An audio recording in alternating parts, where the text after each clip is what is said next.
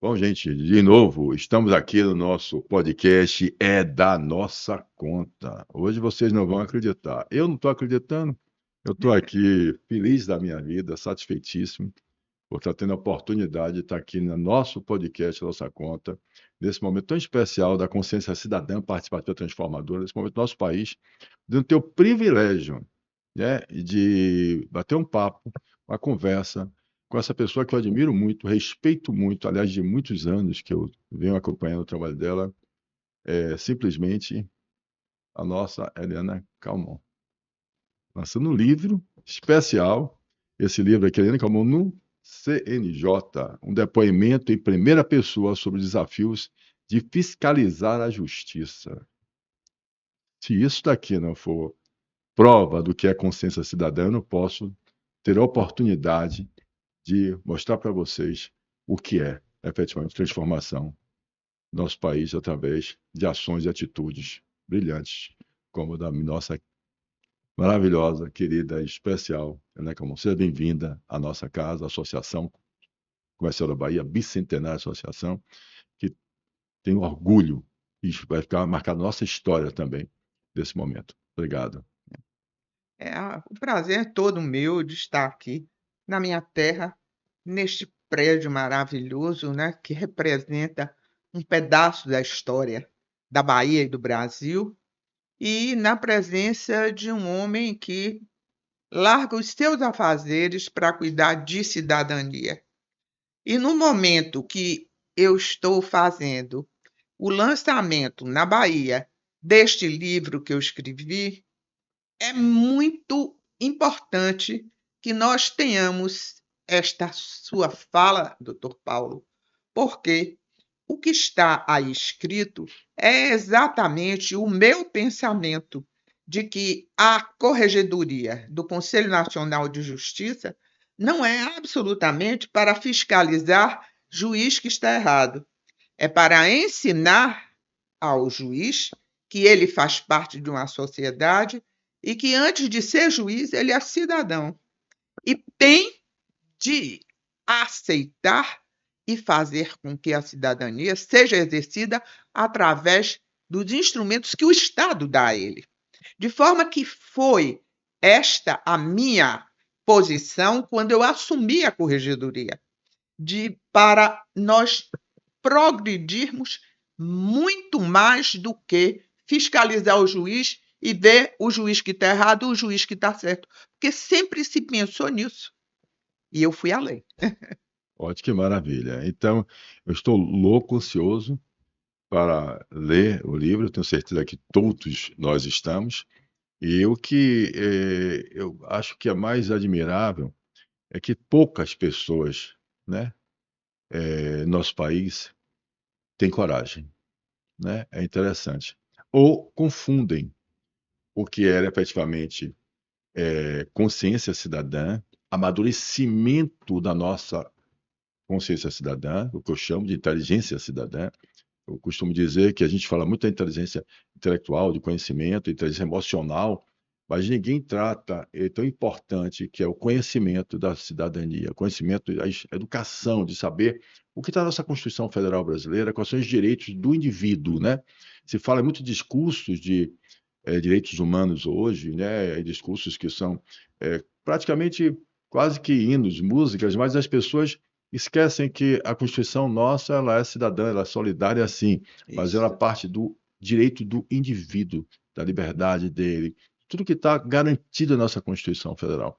E às vezes as pessoas se confundem ou acham que a gente, que no caso, quando eu estou falando de cidadania, que eu quero ser um candidato a político partidário, que eu já disse que eu não sou, não sou filiado a partido nenhum, eu realmente sou um cidadão político, ou seja, que me sinto pertencente à nação e sei do meu poder, da fração do ideal do poder que eu tenho, do direito que eu tenho, só isso, e que acredito que a transformação do Brasil passa por isso.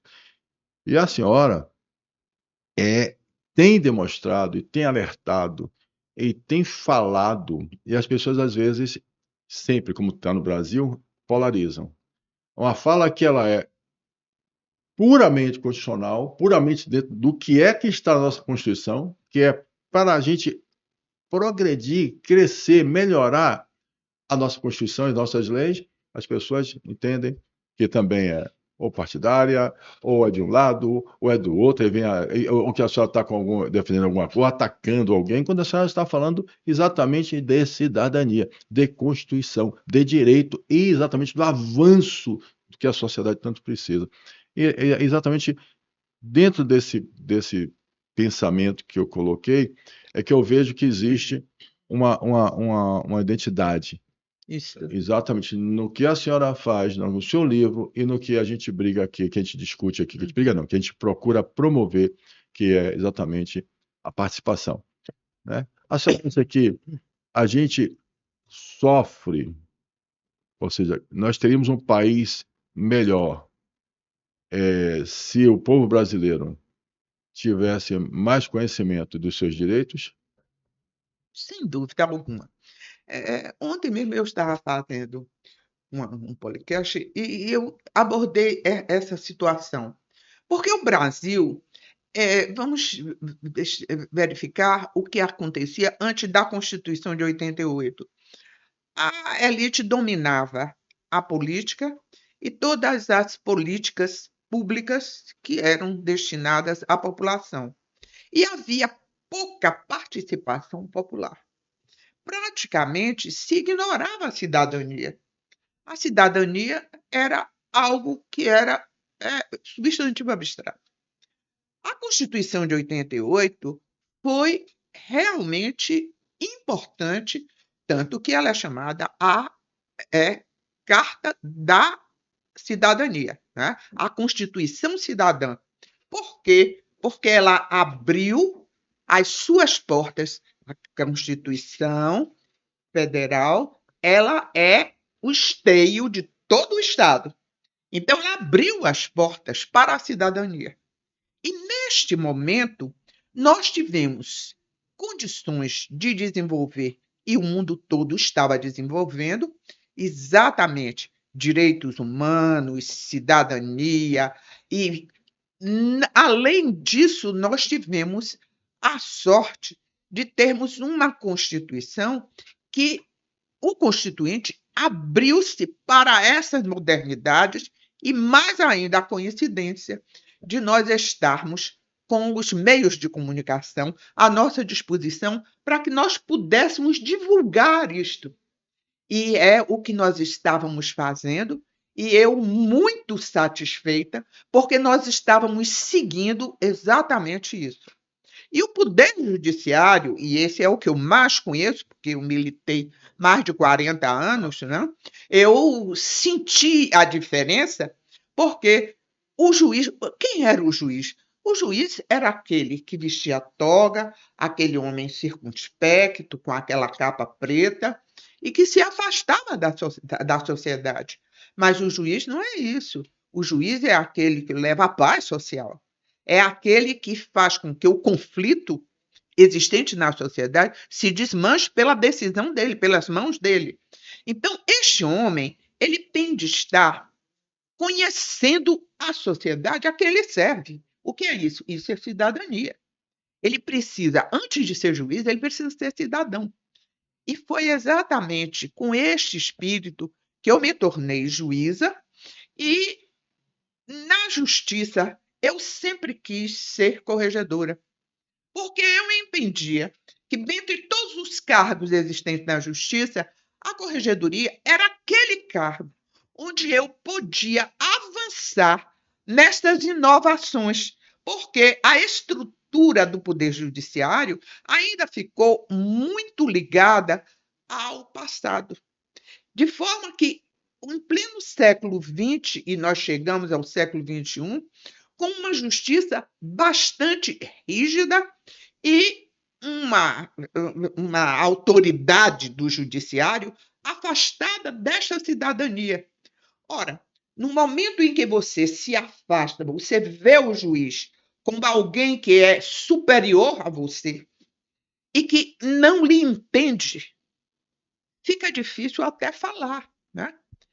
De forma que é preciso que o juiz seja aquele cidadão que dá a mão e vem para a sociedade para resolver os problemas da sociedade. E foi isso que eu fiz quando cheguei na corregedoria. Eu disse, além do problema sensório dos juízes, eu quero ver o que é que está errado e que nós possamos melhorar a situação da população como corregedora. E isso assustou muito a estrutura que eu tinha, porque eles entendiam que eu estava fazendo coisas que não eram da corregedoria. Eles entendiam que eu tinha de ficar ligada aos processos, ou seja, aquele papelucho onde eu ficava olhando o processo e dando aqueles despachos e quase que não via as pessoas. Eu comecei a fazer visitas às sessões judiciárias e eu fazia audiências públicas. Eu quero que vocês me respondam o que é que vocês acham da justiça? Boa. O que é que vocês acham desse tribunal? Eu gostaria de ter a resposta de vocês. E eles abriam a boca para dizer na vista dos desembargadores todos. De forma que isso foi muito importante. Olha, eu posso dizer, eu não estou aqui para dizer que eu fui maravilhosa. Não. Isso que eu fiz fez com que as pessoas começassem a procurar a corregedoria. Para quê? Para denunciar, para pedir providências. Até pessoas que estavam passando dificuldades, dificuldade econômica, uma dificuldade social e tal, começavam a escrever para que a corregedoria desse um alento. E eu nunca deixei de responder, eu respondia a todos. Eu fazia cartas, eu ensinava as coisas, eu ensinava até receita. Esse pãozinho baiano, uma pessoa que estava com dificuldade, eu disse assim: olha, eu tenho uma tia que estava em dificuldade, começou a fazer este pãozinho que eu vou lhe dar a receita. E ela progrediu na vida. E ela criou 3 filhos com estes Então, pãozinhos. peraí, E mandei a receita. só um detalhe. A senhora, inclusive, tem um livro de receita. Isso aí eu estava para perguntar, fica caladinho. Estava conversando exatamente com o grupo que tem um livro de receita, Paulo. Vou perguntar, ela fala, gosta e tal. Aí eu falei assim, rapaz, você acha que eu vou perguntar o negócio de receita? Eu vou perguntar o negócio da justiça. Ele não pergunte, agora só vem falar do pãozinho. Veja bem, no momento que uma pessoa recebe de uma ministra de Brasília uma receita de pãozinho, essa pessoa fica alentada. Isso aí. Ela pode nunca ter feito a receita, mas ela recebeu uma resposta. Tanto que depois ela me telefonou e disse: como eu não gosto muito de cozinha, ministra, eu não fiz o pãozinho. Mas a senhora foi muito boa para mim, porque naquele momento eu tomei um impulso para crescer na vida. Então, são pequenas coisas que fazem com que a gente possa se aproximar das pessoas sem ser vulgar, sem se igualar, porque muitas vezes não, você tem de ter a sua autoridade, mas a autoridade como autoridade, não é aquela autoridade que quer ser melhor. Não. Autoridade no sentido de que pode resolver porque está com a lei na mão. A lei lhe dá toda a autoridade. E essa autoridade eu dizia sempre aos juízes: eu não faço nada fora da lei. Agora eu uso toda a minha autoridade, até a última gota. Uso. Não passo, mas uso. De forma que as pessoas acreditavam. O senhor sabe, eu estou aposentada há mais de 10 anos. O que chega de carta, o que chega de e-mail e o que chega de zap pedindo providências para eu resolver é uma coisa interessantíssima. Porque a nossa sociedade está muito órfã de pessoas Perfeito. que lhe dê a mão, que lhe dê cidadania. Perfeito. Deixa eu dar um parabéns aqui, porque essa aí foi 10, gente. Eu sei que vocês bateram palma também aí, que é Uhum. verdade. E é isso que a gente faz quando eu falo do acolhimento, aí eu já vou do acolhimento do marsúpio. Marsúpio é o canguru que leva seu filhote na bolsa e Sim. só solta ele no ambiente hostil quando ele já está podendo dar seus pulos. E nós acolhemos os empresários informais aqui na Associação Comercial da Bahia. Fizemos um piloto no subúrbio ferroviário de Salvador, com as mulheres do subúrbio ferroviário de Salvador, que informais, acolhemos, pagamos os seus 10 meses, botamos ela para se formalizar, mas o que mais impressiona é exatamente que a transformação do nosso país só vai acontecer quando a gente conseguir dar autoestima cidadã, sentimento de pertencimento a essas pessoas. Quando elas se sentirem seguras, se sentirem confortáveis, para saber o seguinte: eu também faço parte desta nação. Pronto, Eu tenho um sentimento de pertencimento e eu sou um cidadão brasileiro. pronto. Como tem umas que dizem, uma que diz assim: eu bato no meu pescoço agora, bato no pescoço, ela disse agora, certo? Eu sei o que eu sou. Eu sei que eu tenho sim poder também. Eu tenho um CNPJ, eu pago imposto, eu Sim. sustento minha família, eu sustento meus filhos com o que eu produzo. É, toda a transformação é exatamente quando a gente toca no que a senhora acabou de colocar. É isso que muda. Então, a gente tem que entender a realidade do nosso país como ela realmente é, Isso. descortinada. A gente tem um Uhum. Agora, eu queria fazer uma. Porque a gente tem, eu não estou com muito. A senhora já disse que a senhora tem o seu compromisso, eu prometi que eu ia abusar. Eu acho, para ficar melhor, que também, na ideia da independência dos três poderes, eu acho que o Poder Judiciário, se ele fosse mais autônomo, se as decisões do Poder Judiciário fossem tomadas pelo Poder Judiciário, se não tivesse a interferência do Executivo nas escolhas dos desembargadores, dos ministros do Supremo Tribunal Federal, eu acredito que nós teríamos efetivamente um poder que é o mais importante, que eu digo todo santo dia. Eu digo, gente, o poder. Você sabe que eu sou um estagiário de direito, tenho 8 anos de formado em direito, né? Eu fui me formar depois, todo mundo conhece essa minha história, depois da Operação Alquimia, eu me formei em direito, sou advogado, exerço a minha profissão, mas eu estudo muito mais o espírito das leis para a gente colocar por que a gente precisa melhorar. É isso que nós estamos fazendo. Uhum. Então, eu acho o seguinte, mas a gente tem que. A importância que o Poder Judiciário, a segurança jurídica, a segurança social, a harmonia, a estabilidade da sociedade passa por essa última instância que a gente pensa. Existe pessoas que realmente são justas. E quando você começa a ver que a gente tem uma interferência, uma guerra entre os nossos juízes, desembargadores e ministros para poder chegar ao topo, eu acho que isso prejudica muito a independência do Poder Judiciário. Eu posso lhe perguntar o que é que a senhora pensa? Ah, Ou a senhora acha que isso aí vai ser. boto a mão nisso aí direto e falo para eles e tal. Eu vou voltar um pouquinho ao passado para mostrar o que aconteceu, né? O Poder Judiciário, quando saiu de Roma, porque em Roma era o juiz, o pretor, era efetivamente aquele que estava no meio do povo para dizer o que é que o povo tinha que fazer, ele começou a se encastelar entre os religiosos, porque ficou muito ligado à parte de intelectual. E o juiz transformou-se em quê? Em uma elite. E o poder político abraçou essa elite, de forma que engessou o juiz dentro de uma lei que era feita por um parlamento das elites. De forma que, quando terminou a Segunda Guerra Mundial, que houve o, o tribunal de. Que eu falo? Ajuda aí, então vamos lá, olha o nosso, como é que vai ajudar, né? É, Fica aí o hein? O Tribunal de Nuremberg, né?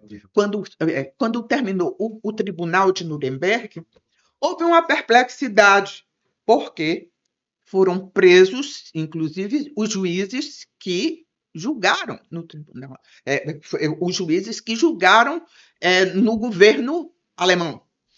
E o juiz americano que estava presidindo o Tribunal de Nuremberg, ele ficou impactado porque o que ele disse é o seguinte: mas esses homens cumpriram a lei. Esses homens não fizeram nada de errado. Eles cumpriram a lei. E como é que estes homens podem ser condenados?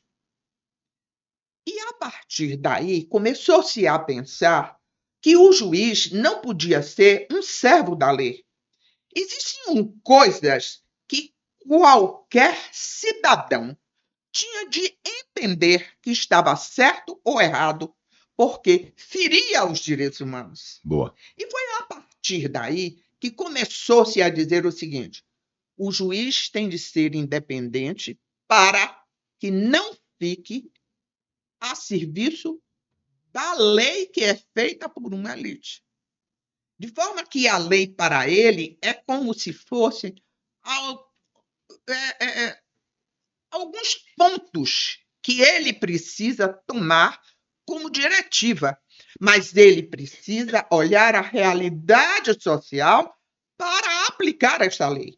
E aí vem a ideia de que o juiz é um super partes, porque ele está afastado tanto do executivo quanto do legislativo. É um juiz diferente e que tem de ser independente. Isso começou a ser pensado, estudado e dito depois da Segunda Guerra. E assim nós fomos evoluindo em todos os tribunais. O Brasil, entretanto, ficou no meio do caminho, porque aplicou um pouco, e isso veio não só com a Constituição de 88, que deu uma certa liberdade ao juiz, e posteriormente com a reforma do judiciário, que foi em 2004. Ficou no meio do caminho, por quê?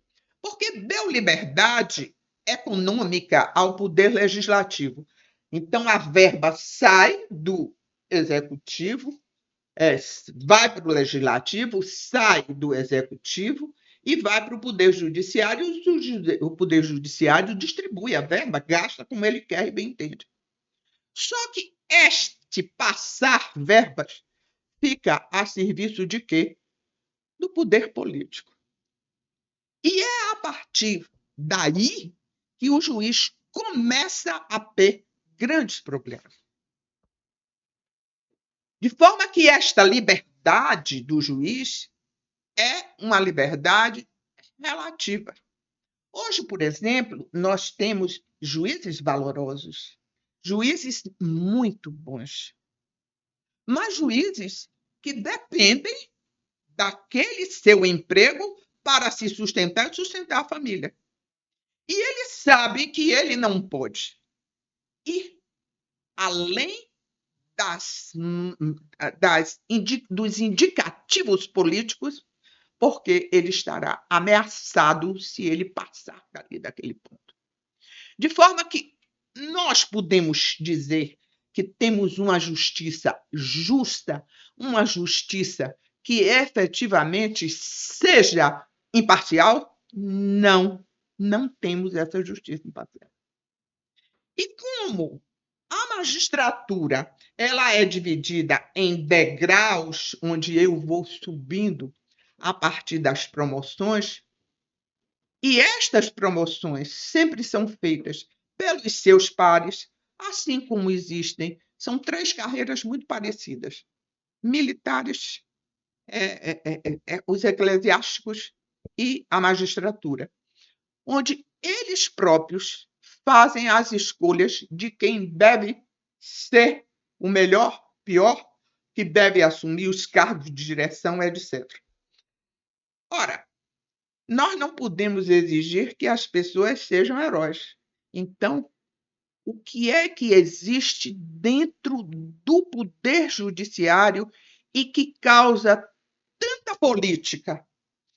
É mais político do que o parlamento, porque eles fazem a política interna. Para que eles fazem isso?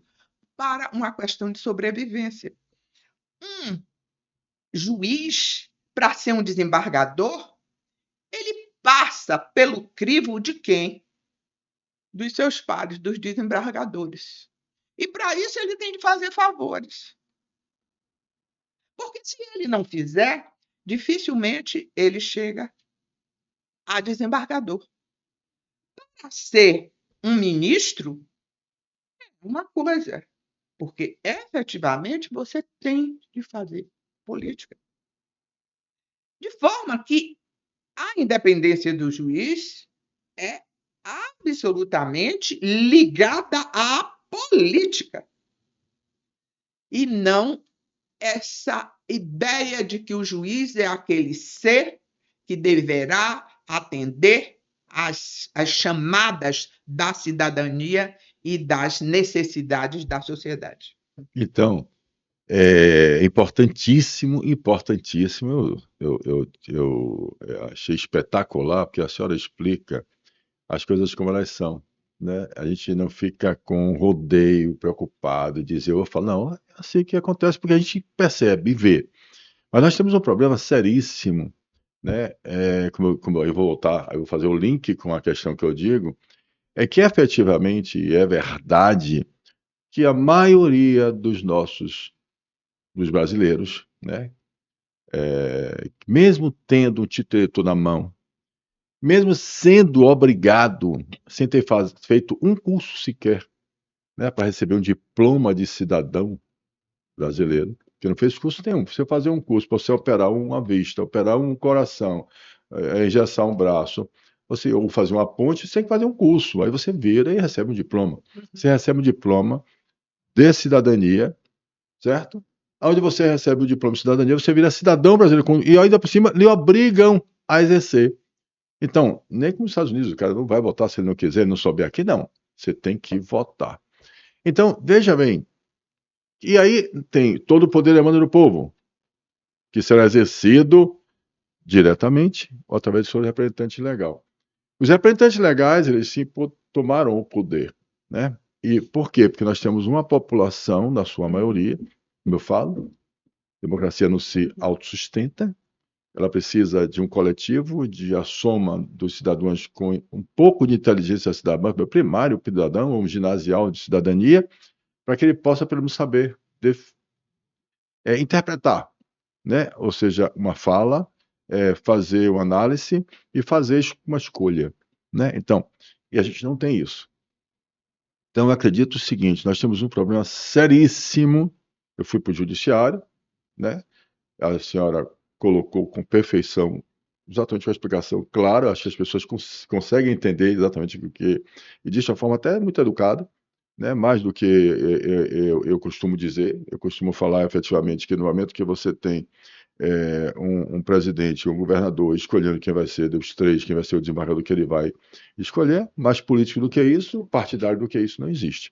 Né? Ou seja, no momento que você leva para o Senado, mas o Senado vai estar ali uma indicação, que a maioria que está lá, né, está completamente nessa política. Eu vou chamar até de uma boa política, mas é política. Na troca dessas cumplicidades, a gente efetivamente foge, se afasta do amadurecimento da nossa democracia, né? Conforme a gente pensou a nossa Constituição, baseada nos Estados Unidos e baseada na França, né? Que a gente é mais solidário do que as Constituições, a gente não pode ter.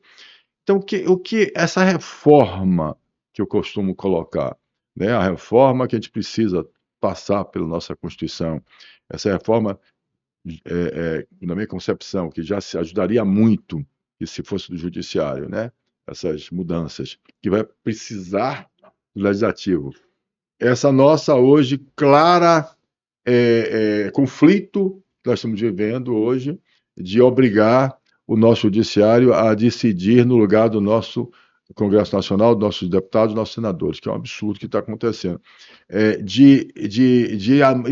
ir mais além. Aí eu estou aqui falando só até eu, para poder não colocar a situação que seja minha, é o seguinte: de até de ofício, a gente vê um ministro de ofício que pode, mas sair para ir num caso específico de um problema de um governo, em um bairro, para ele olhar se está garantido os direitos humanos ou não. Quer dizer, a gente vê coisas que a gente olha que a gente tem trabalho. E o judiciário tem trabalho demais. Todo colega meu, que foi meu colega na faculdade que eu fiz lá no início, de 80, né? E agora, que eu encontro com ele fala assim: vou falar com ele alguma coisa, ele fala assim: Paulo, eu tenho 12 mil processos aqui para julgar, o seu está lá embaixo. Paulo, eu tenho não sei o que lá. Já tem trabalho demais. Então, e a gente vai buscando outros trabalhos que como prioritários, e a gente vê claramente que essas ações, às vezes, ela ultrapassa exatamente a sua obrigação de juiz para eu contribuir com uma ideologia partidária, um momento, entendeu? Então, essa é a minha opinião. Estou até colocando para a gente não, para ficar mais fácil, entendeu? Estou dizendo o que é que eu penso. Mas o que eu acho, eu queria, exatamente para não atrapalhar o lançamento do livro da senhora, que eu estou entusiasmado aqui. Mas a gente pode regular este tempo pelo número de pessoas que estão lá fora. Se tiver muita gente, a Então, eu gente faço não. um favor, exatamente vocês me fazerem um favor de regular, porque eu queria que, ao mesmo tempo que eu quero que esteja lotado, eu estou feliz da vida, porque eu podendo explorar mais esse conhecimento vai ser muito útil, importante para o seu conhecimento.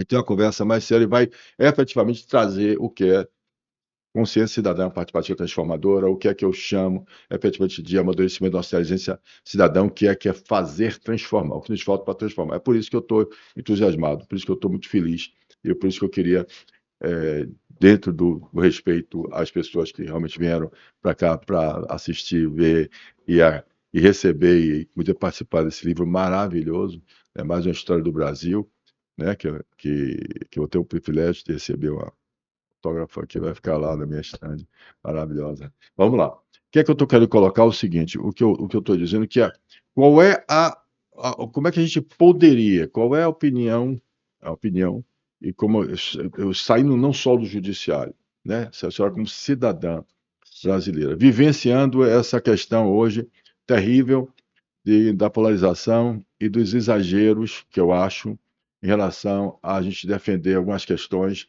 como sustentabilidade, como direitos humanos e esquecendo do indivíduo, né? Ou seja, esquecendo exatamente é, do que eu penso, né? Eu querendo me apropriar e dizer qual lado que é certo e que você tem que seguir, porque senão eu lhe cancelo, senão eu lhe critico, senão eu lhe persigo, senão... E qual é, esse é o lado, é verdadeiro que está acontecendo no Brasil, ele obriga você a ter que ter um lado, e hoje a gente vê claramente que as pessoas, de todos os sentidos, estão preocupadas muito mais em atender uma expectativa política do que atender a expectativa do crescimento constitucional, de ter um pacto social, de convivência social. Qual seria qual seria o conselho ou a opinião que a senhora puder me dar para dizer, Paulo, o seu movimento está legal, eu sei que você está crescendo nesse movimento, mas olhe também isso. O que é que eu tinha que olhar que eu não olhei? Veja bem, como eu tive uma vivência muito grande no judiciário, a minha experiência foi dentro do judiciário. O que é que eu verifiquei? Eu comecei a observar porque as pessoas gostam das coisas certas e querem as coisas certas. E na hora delas decidirem, elas decidem de um modo diferente. E por que isso acontece? É o seguinte, eu comecei a observar de funcionários que, dentro da justiça, falava do mau funcionário, que fazia tudo errado e que não sei o que. Eu vou instaurar um processo administrativo. Instaurava o processo administrativo. Fulano, vem aqui como testemunha. Dê o seu depoimento do que você viu. Dizia tudo ao contrário. Por que faz isso? Porque não confiam em quem está dirigindo o processo. Nem confiam no Estado que vai aplicar a sanção. E o que diz é o seguinte: eu vou falar, eu vou dizer a verdade, não vai acontecer nada com quem está errado, e eu é que vou pagar o pato. É esse o pensamento. Ou seja, em É verdade. primeiro lugar, É verdade. para ser cidadão, você tem de ter dirigentes que sejam tão cidadãos quanto você. Se você não confia em quem você está subordinado, é por isso que é importante a figura de um ministro, de um presidente da República, de um governador, que tem de ter moral, tem de ter a confiabilidade Perfeito. das pessoas que estão. Se não houver esta confiabilidade, não vai funcionar. Porque é como ele diz, não adianta, porque eu vou fazer certo e eu é que vou me dar mal, porque eu não confio nesta autoridade. Exatamente. É isso que se chama o quê? Segurança jurídica. Exato. Para nós termos segurança jurídica, nós temos de ter autoridades que sejam, antes de serem autoridades, sejam cidadãos. E terem credibilidade na percepção da população exatamente. brasileira. Credibilidade Perfeitamente. que está nos faltando e muito. Muito. Hoje, o cidadão Exatamente. brasileiro, você vai perguntar uma coisa para ela, como esse projeto que eu disse, da campanha aqui para a Solidária. Você assina aqui o projeto de lei, para que eu vou botar meus dados aqui? Aí? Será que eu vou perder minha Bolsa Família? Pronto. Quer dizer, as pessoas, quando você vê um escândalo desse agora, que nós estamos sofrendo no Brasil, do INSS, pelo amor de Deus, uma coisa que me deixa muito indignado é que eu não vejo, e prova o que eu digo, que a gente não tem consciência de cidadania, é que a gente vê muitas pessoas estão discutindo qual é a quantidade de pessoas que é pró-Bolsonaro, que botou na rua, botou na Paulista, e quantas pessoas pró-Lula botou na Paulista. Vermelho, amarelo, qual é? Mas ninguém, por exemplo, sai para as ruas para defender exatamente pautas de nação, como, por exemplo, essa corrupção do INSS, que estão atacando as crianças agora e os idosos. Quer dizer, todo mundo tem uma criança e tem um idoso.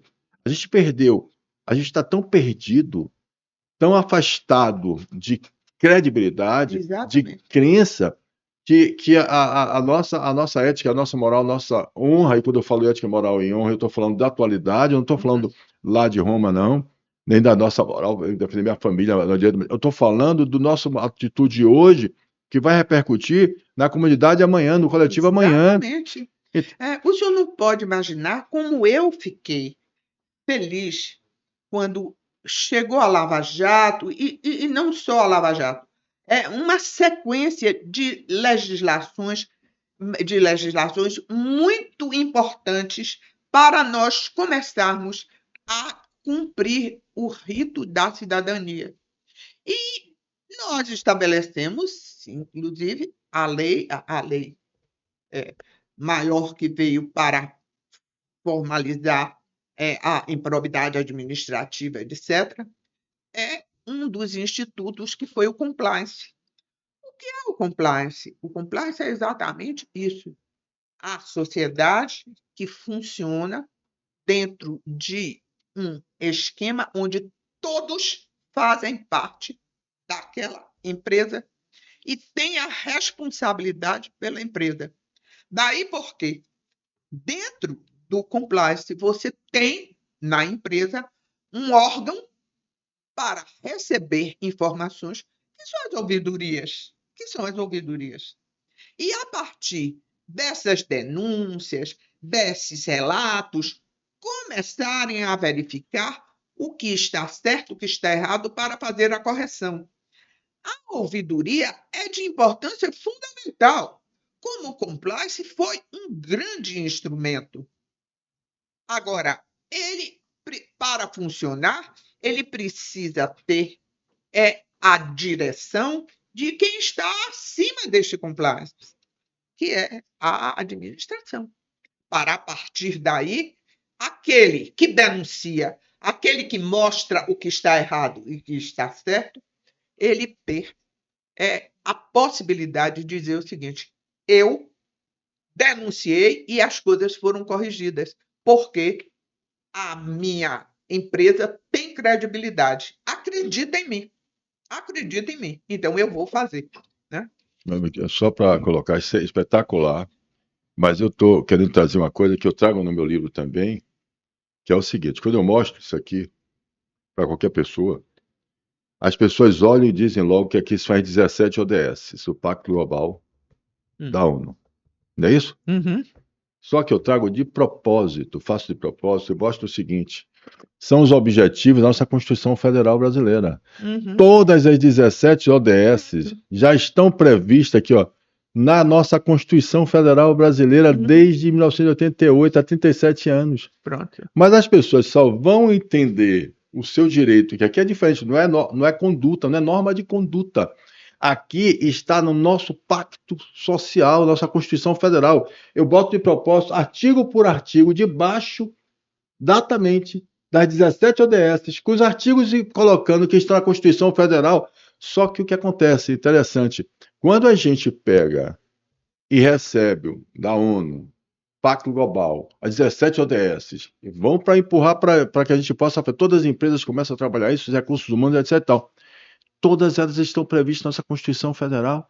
Mas quem promoveu esse conhecimento para o nosso país? A gente precisou que alguém falasse fora. Então, o que eu estou querendo colocar é que, é o que eu digo todo santo dia, a nossa Constituição ela foi pensada de uma forma, eu diria até um pouco evoluída, porque ficou muito social e muito a mista da liberdade e do social. Ela não fez o equilíbrio com a parte econômica, né? Então ficou desequilibrado. E a gente precisa divulgar, a gente precisa trabalhar isso, a gente precisa mostrar essa importância. Então, quando a gente está falando da Lava Jato, que você colocou, a senhora colocou muito bem, né, que a gente tem uma acordo de leniência, a gente tem uma acordo... Desculpe. à vontade. Que a gente terminou esquecendo a função social da empresa, que a gente destruiu a função social que outros países não fazem. É bem arranjado. Mil desculpas. Isso aqui é ao contrário, normal, porque aqui nós estamos no palácio, eu nós estamos no palácio de 214 anos. Então a gente aqui tem que entender que essas paredes aqui, elas são paredes feitas ainda com óleo de baleia, que a gente está aqui coisando que não tem aqui ferro, não. Então é natural, né, que a gente esteja um pouquinho de. Então é natural. Mas só para o que eu quero colocar, é que nós vimos sim a gente destruir também pessoas jurídicas que poderiam estar com seu acordo de leniência arrumado para se pagar, como as outras empresas de fora fizeram e pagaram e estão vivas até hoje, né? E a gente, toda vez que a gente ultrapassou, na minha concepção, nós ultrapassamos a questão do que estava previsto na nossa forma de cuidar, de tratar, a gente, todas as vezes, tanto na Lava Jato, que efetivamente eu concordo, né, que a gente precisa efetivamente enxergar e enfrentar a corrupção que está aqui, ela é sistêmica no nosso país, ela está em todas as partes, é do ser humano, mas a gente não tem educação cultural, então a gente terminou permitindo que isso estivesse em todas as partes, tanto na parte do empresário, como na parte do jurídica, como na parte do judiciário, como na parte de todo cidadão, né? Como a gente também precisa entender, gente, agora, hoje, de novo, nós estamos também, de novo, passando por cima de princípios fundamentais da Constituição Federal Brasileira, de novo, a fim de um pensamento, às vezes você vê, pega a balança, Lava Jato, e pega agora o de 8 de janeiro. Nós estamos repetindo diferentes, mas os mesmos erros. Nós estamos exagerando, nós estamos esquecendo os princípios constitucionais e nós estamos cometendo. Como é que eu falo? A palavra barbaridade talvez não seja a melhor, né? Mas eu acredito que seja assim. Nós estamos sim. Eu fiz direito, né? E eu digo, pelo amor de Deus, não é nada do que eu aprendi.